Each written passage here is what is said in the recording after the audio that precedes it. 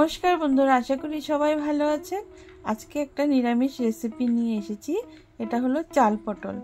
খুব সুস্বাদু এই রেসিপিটা। আর তার জন্য লাগবে জোহা চাল। অনেকে একে গোবিন্দভোগ চাল বলে। এটাকে ধুয়ে আমি কিছুক্ষণ ভিজিয়ে রেখেছিলাম। এই চালটা দিয়ে আমরা পায়েসও খাই।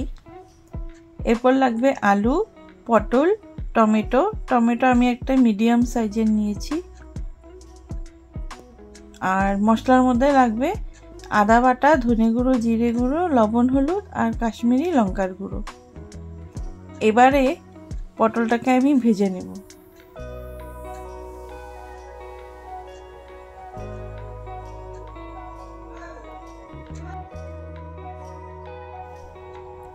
পটলগুলোকে একটু কড়া করে ভাজতে হবে। চাল পটল আমার মা খুব ভালো বানাতেন নিরামিষ দিনে। আমার মা তো নিরামিষই খেতেন, তো মা এই চাল পটলটা করতেনই, প্রায়ই বানাতেন। আর মায়ের হাতের চাল পটল খুবই সুস্বাদু হতো। আমি যতই চেষ্টা করি না কেন, মায়ের হাতের সেই স্বাদ আমি আনতে পারি না। তাও চেষ্টা করি যে আমার ঘরের লোককে খাওয়াতে।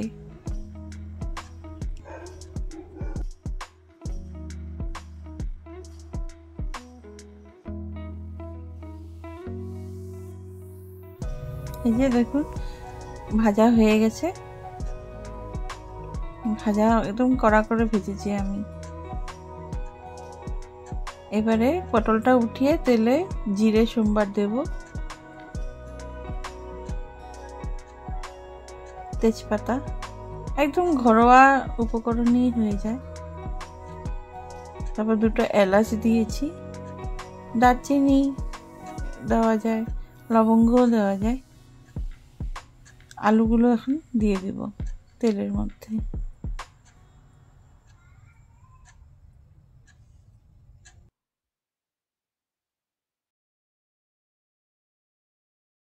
আলুতে তো হলুদ আগেই দিয়েছিলাম, লবণ দিলাম।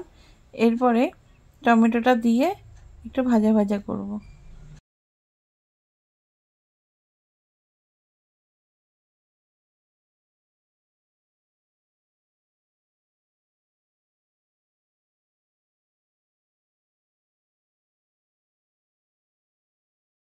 এবার যে চালটা ভিজিয়ে রেখেছিলাম সেটা দিয়ে দেব।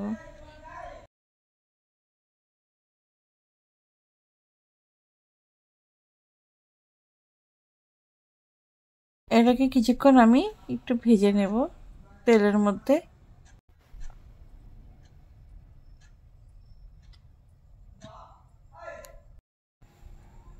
এই যে অনেকটা ভাজা ভাজা হয়ে গেছে সব চাল, টমেটো, আলু।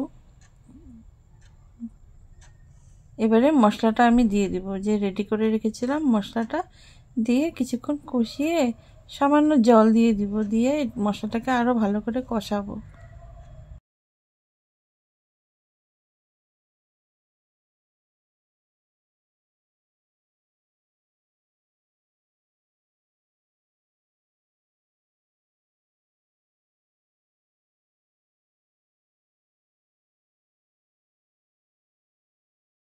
এখন কষে পুরো ড্রাই হয়ে গেছে, তেলও ছেড়ে গেছে। এখন আমি এতে পরিমাণ মতো জল দিয়ে দেব।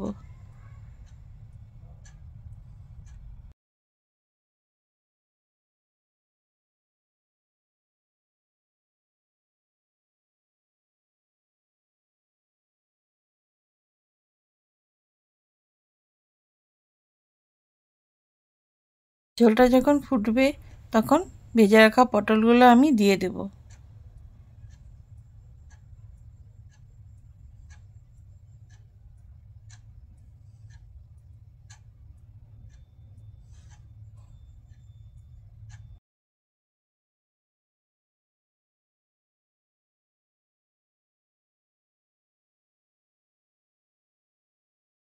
ঝোলটা ততক্ষণ ফুটাবো যতক্ষণ না আলু পটল সিদ্ধ হয়ে যাচ্ছে। এরপরে শাহি গরম মশলা ছড়িয়ে দেব।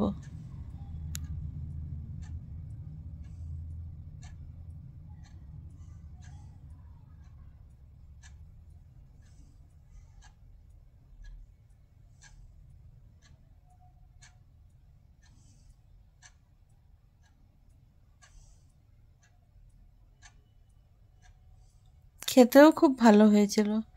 আর লাস্টে ঘি দিয়ে দেব। নিরামিষ রান্না যেহেতু ঘি গরম মশলা তো লাগবেই।